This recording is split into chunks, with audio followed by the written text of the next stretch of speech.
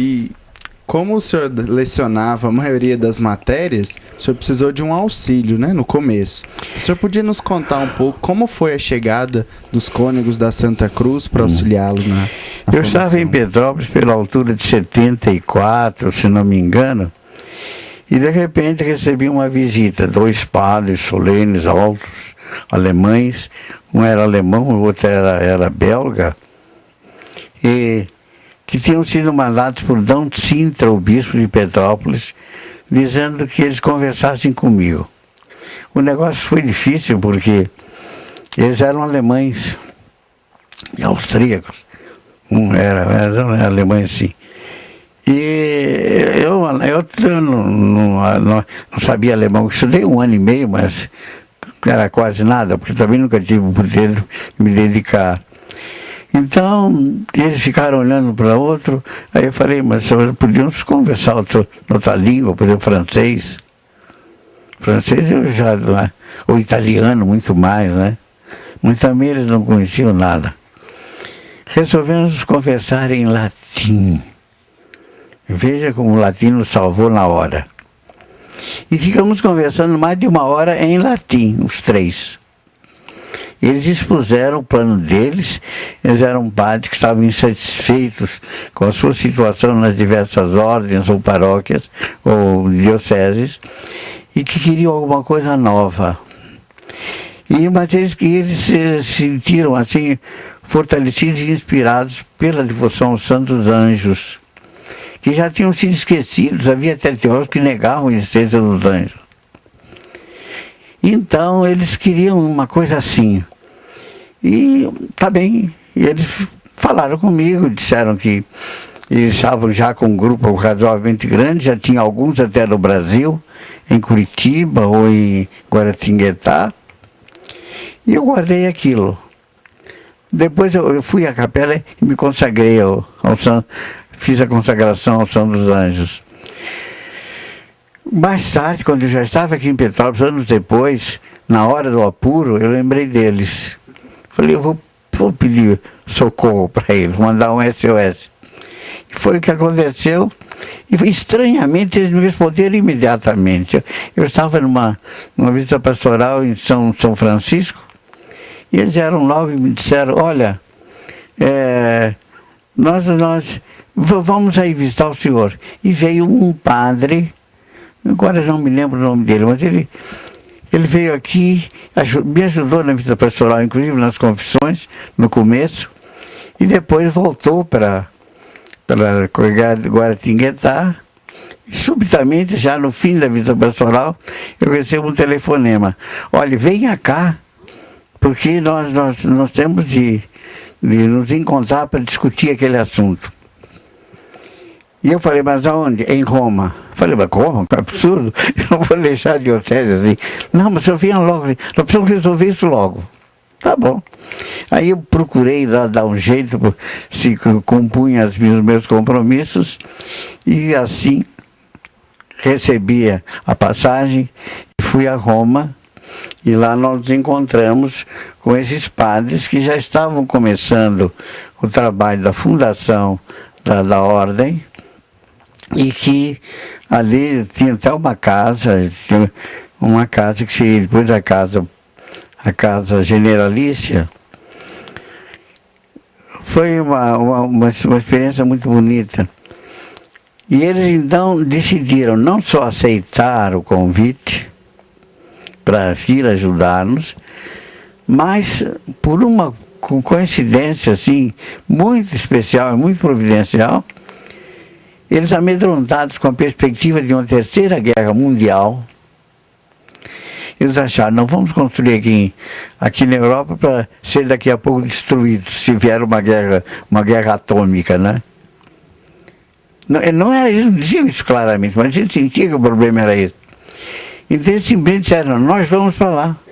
Vieram os 2 padres, os 3 padres para cá, gostaram daqui, porque era o Planalto Central, né? Não tinha, estava perto do mar, e portanto não estaria muito arriscado bombardeios e outras coisas. E aí eles decidiram não só vir, porque aí eu tive que resolver um problema. Em Roma, eles estavam encontrando muitas dificuldades. Havia até um bispo alemão, um auxiliar, que fazia uma campanha muito grande contra eles por causa da devoção aos anjos. E havia alguns cardeais que estavam também tendo alguns problemas. Não estavam olhando com muito boa vontade, não. Então eles acharam que seria interessante eu entrar em contato com essa gente. Eu era um estrangeiro, de longe, eu era alemão. Só que eles disseram, na USP, me disseram, não traga muito os padres porque eles são muito bem vistos. Alemão, então, alemão com a guerra e nazismo, essa história toda absurda que se criou.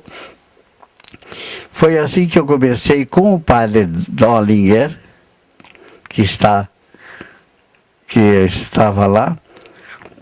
Eu comecei então a fazer visitas aos cardeais, estive com 8 cardeais, e depois fui a algumas congregações, e finalmente estive com o cardeal Ratzinger. O cardeal Ratzinger conversou comigo, e no fim me disse, olha, tá bem, eu concordo com que eles vão para o Brasil, mas eu quero esperar um pouco, porque nós redigimos uns pontos de acordo e não sabemos como é que eles vão reagir. Por isso, espere o resultado e depois então, eu concordo perfeitamente com a ida. Mas nessa altura eu fui ao Papa. Quando eu falei com o Papa São Paulo II, ele ouviu. Depois ele disse, olha, leve-os consigo. Falei, mas o cardeal Ratzinger, leve-os consigo. Então eu saí de lá, fui à Basílica de São Pedro, os superiores estavam rezando na Capela do Santíssimo, houve uma festa lá, né? E daí então eu escrevi uma carta ao cardeal Ratzinger dizendo que eu não ia atender o pedido dele porque estive com o Papa e o Papa achou que devia levá-lo logo para lá. Foi assim que eles vieram, né? Vieram no começo 2 ou 3, e depois então ficou decidido numa reunião que nós fizemos na Áustria, que o seminário maior da ordem ia ser no Brasil. Então eles vieram, e aí foi necessário procurar terreno, área, etc., porque eles queriam alguma coisa que um deles pudesse se estabelecer com liberdade, e assim foi que começou a obra aqui. Fomos lá então para Miranápolis, que parecia suficientemente longe da cidade para não aceitar muitas interferências e ao mesmo tempo ter a possibilidade de uma ampliação muito grande. Dessa maneira vieram os monges para cá. Naquele tempo, porque aconteceu ainda uma coisa. Quando eles estavam para organizar uma ordem de Santa Cruz, quer dizer, eles que seria uma ordem, uma congregação da Santa Cruz, o cardeal Maier disse, escuta, mas a ordem de Santa Cruz, tradicional no Brasil, em Portugal e no Brasil, essa ordem de Santa Cruz está para se extinguir agora, porque ela foi extinta pelo governo, mas a igreja nunca aceitou isso, mas depois, com a morte do último frade da ordem, 90 anos depois, ela se extinguiria por si. E estavam chegando a essa data. E por que você não pega uma ordem de Santa Cruz? Aí, com o trabalho daquele padre, um padre húngaro, que era doutor em direito canônico, e algumas considerações de alguns outros irmãos, foi possível que eles aceitassem assumir a ordem de Santa Cruz.